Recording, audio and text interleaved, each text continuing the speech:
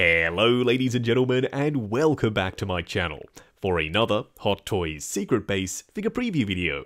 Before we begin, I have to say a massive thank you to Ryan Kirkwood for going out in person and snapping these stunning high-res pics. Show Ryan some love in the comments below. Without him, this series literally wouldn't be possible. If you are looking to pre-order your very own Indy from Indiana Jones and the Dial of Destiny, he is available from toyswonderland.com. Link for that is in the description below. They have Pay in 4 and a loyalty program. While you're down there, why not hit that subscribe button, bell notification icon, and join button, so you're notified as soon as a brand new Hot Toys review or figure preview video goes live on the channel. Right off the bat, this figure is deluxe or bust. I don't think you can get the standard version of this Indiana Jones and be happy. Why? Well, we'll discuss it when we zoom in on that little card on the left there. There are some very key accessories that specifically come with the deluxe version. I'm just going to call this what this is. It's a DX figure. There is no two ways about it. This is not a standard release because of all the stuff that it comes with and what it's made of. I'm going to call it, and I'm going to say this is a DX version of Indiana Jones. The one accessory, the one thing that would have made this a perfect set would have been a young Harrison Ford head sculpt. In the film, it's no secret, in the trailers, you've already seen it, there are flashbacks to a younger version of Indy, and I would have loved to have seen that head sculpt here. You do, at the very least, get the Dial of Destiny, Archimedes' dial, and it looks great, no complaints from me, a rock. And his tie. This was a look that we mostly saw in The Last Crusade. He didn't wear a tie in any of the other movies, I don't think, especially not in his most recent adventure in Kingdom of the Crystal Skull. I don't feel like going back and checking. I don't love that movie, so I'm just going to assume that he didn't wear the tie in that film. In this film, he does wear the tie, so you can give him said black tie. You also get a bag with some little tools and some rope. Some very nice world building. You can have it just on the display base as some set dressing. It tells a story. Indy is clearly on his adventure. He's midway through it. He needs all these tools and bits and pieces to get the job done. And the bag is very nicely weathered. You do have dirt and grime everywhere. You've also got dirt and grime on the rope. It is not brand new and pristine. Then, this is one of the reasons why I said it was a DX. You have moving eyes. And Hot Toys, they need to keep adding moving eyes to all future figures. This is a feature that will differentiate them in the world of 1/6 scale figures. The display base does that too. This deluxe diorama display base is absolutely gorgeous, and we will talk about it in a lot more detail in just a second. And this is the last reason why I say it's a DX. Usually Hot Toys reserve real leather bits and pieces for DX figures, and this guy, he has real leather parts and pieces. His jacket, his whip, and his shoes. Now this is the display base for the deluxe version.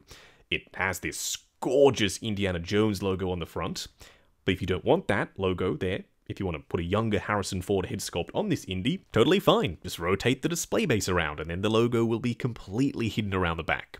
Hot Toys do specifically say you have two options for display.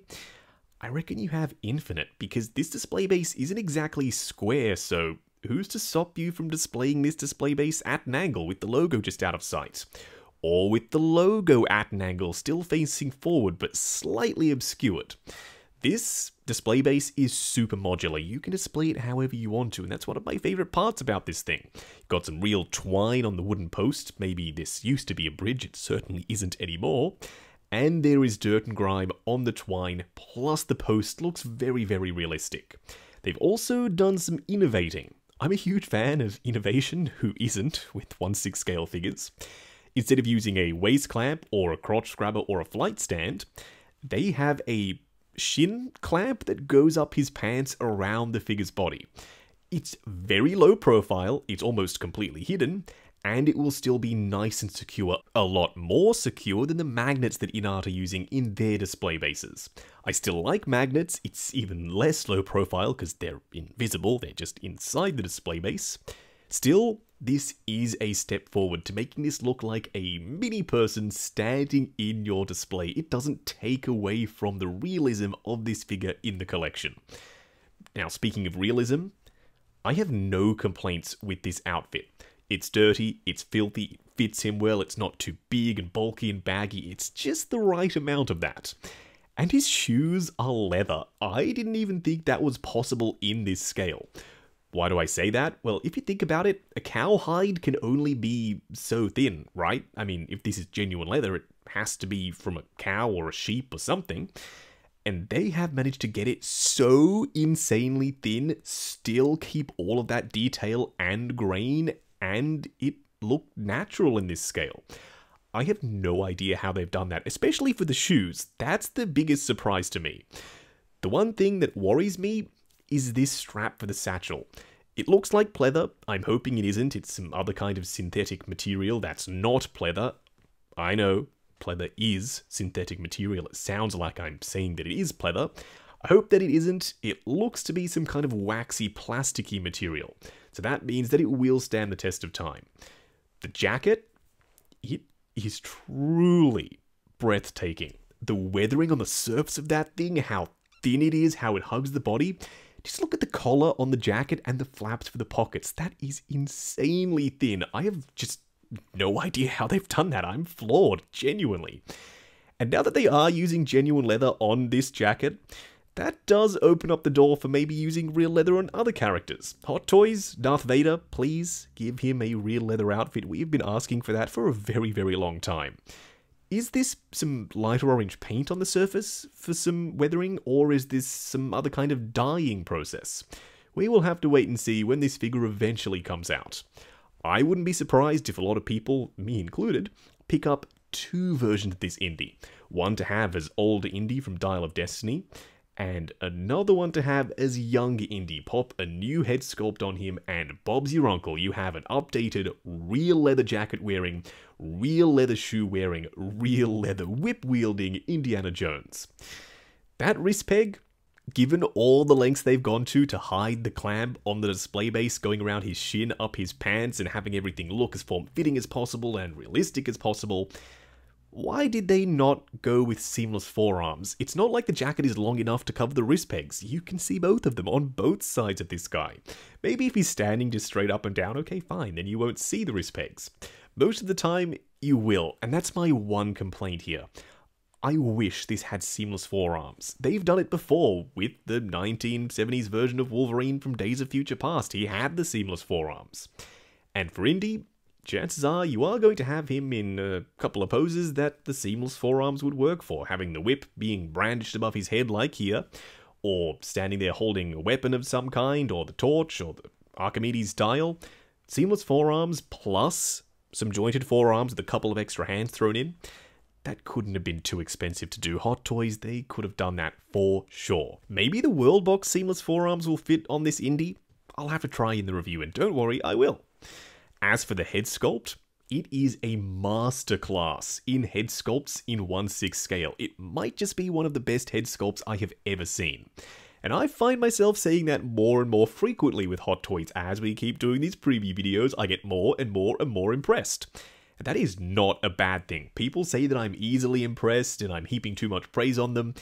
I don't think so. When a head sculpt is this good, I'm gonna tell you, and I think this is this good. It's got so much detail in it, there's skin texture, there's 5 o'clock shadow that's more grey than black, I love that. You also have wrinkling on the forehead, you've got the crow's feet, the moving eyes, which I love. And there's detail all the way down the neck. Even though this head sculpt is not a fixed neck head sculpt, it is separate, so it will articulate on top of the neck with a double ball peg. Now the hat is not removable, and that's going to bother some people. Not me. Chances are, in the display, who's going to not have Indy wearing his iconic hat? You're always going to have him with the hat on, right? I mean, how could you not? So Hot Toys clearly thought that, and they decided to sculpt the hat permanently to the head sculpt. And unlike the DX05, you're not going to have to switch out the hair pieces, and then people don't do that, and then the hat sits too high, and it looks goofy and doesn't sit quite right. This hat on this head sculpt is going to be perfect right out the box every single time. And this pose, with the hat on, with the bag, the whip, with the wire in it made of real leather, that gorgeous diorama display base, this is a killer figure. It's going to be a showstopper in your Indiana Jones display. Even if you don't like the Dial of Destiny, I don't think it matters all that much. Pop a younger Indiana Jones head sculpt on him. and it's going to work just as well as it does with this head sculpt. Now, I'm going to pre-order mine from toyswonderland.com. Link for that is in the description below. They have Pay in 4 and a loyalty program. While you're down there, why not hit that subscribe button, bell notification icon, and join button, if you like the sound of seeing your name in the end credits of my reviews. Like, comment, and subscribe, and we'll catch you in the next video.